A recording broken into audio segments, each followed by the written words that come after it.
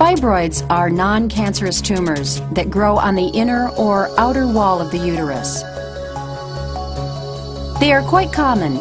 As many as 20% of women over 30 have them. In most cases, fibroids do not cause any discomfort and are never detected. Occasionally, however, fibroid tumors can cause problems. Complications from fibroid growth can include pressure on the urinary system, pressure on the intestines, interference with the reproductive system, or infection. Because these tumors can grow to be very large, surgery is usually recommended in order to restore health and to protect the uterus.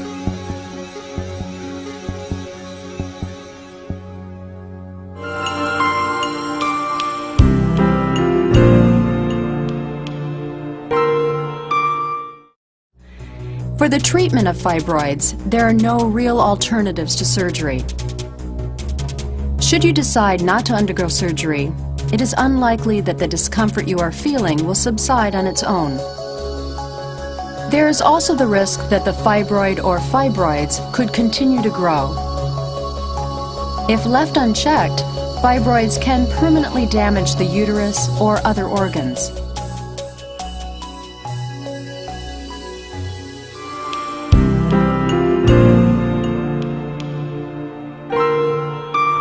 On the day of your operation, you will be asked to put on a surgical gown. You may receive a sedative by mouth, and an intravenous line may be put in. You will then be transferred to the operating table, and the anesthesiologist will begin to administer anesthesia, most probably general anesthesia by injection and inhalation mask. The surgeon will then apply an antiseptic solution to the skin and will place a sterile drape around the operative site. After you are asleep, a horizontal incision will be made across your lower abdomen. Your doctor will use an instrument called a retractor to pull the skin aside, exposing your abdominal muscles.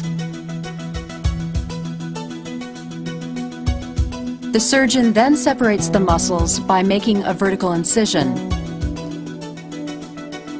Another retractor is used to pull aside the muscles and hold them in place. The fibroid will now be visible. Using a pair of forceps, your doctor will take hold of the fibroid and pull it up and away from the wall of the uterus.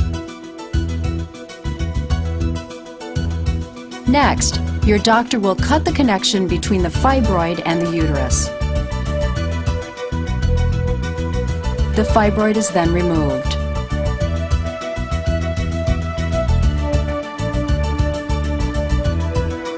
A series of stitches are used to close the incisions.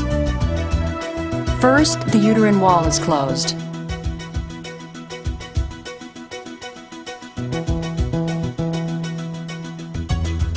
Then the muscle retractor is removed, and the abdominal muscles are sewn together.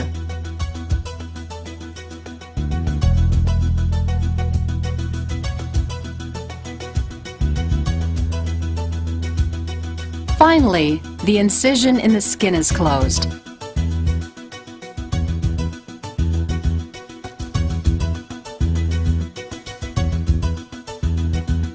And a sterile bandage is applied to the site.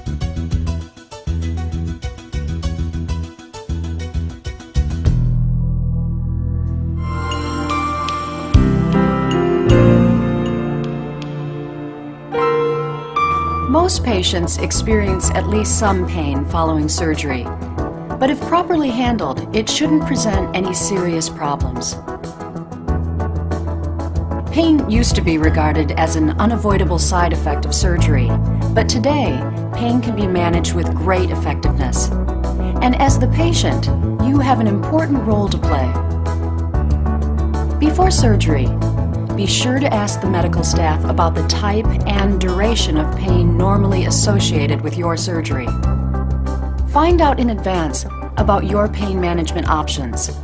work with the staff to develop a pain management plan. Discuss your options. There are alternatives to drugs that can lessen your need for pain medication. Ask your doctor for help in finding a pain management class. Many of these workshops teach helpful relaxation techniques, positive thinking, and nerve stimulation exercises. Following surgery, make sure to let your nurse know right away how you're feeling and whether or not you are in any pain. Be specific and help them to measure your discomfort. If you're having trouble expressing yourself, try to rank what you're feeling on a scale from 1 to 10. Never be shy about asking for help. If you experience pain that just won't go away, report it to the nurse. Pain is an important indicator that helps you and your medical staff understand your body's healing process.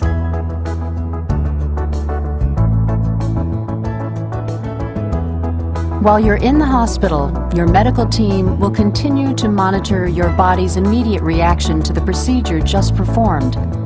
That means that your time in the hospital is not really for rest and recovery, and you should expect to have your movements restricted, and even your sleep interrupted by nurses and other medical staff. The amount of time you spend in the hospital will depend on your age, your health, and whether or not any complications arise. Be assured that once your doctor feels that your condition is properly stabilized, you'll be allowed to leave.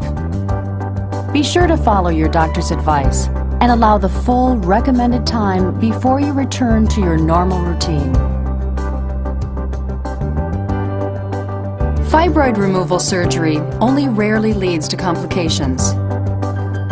Possibly serious complications following surgery are unlikely. They include infection, excessive bleeding,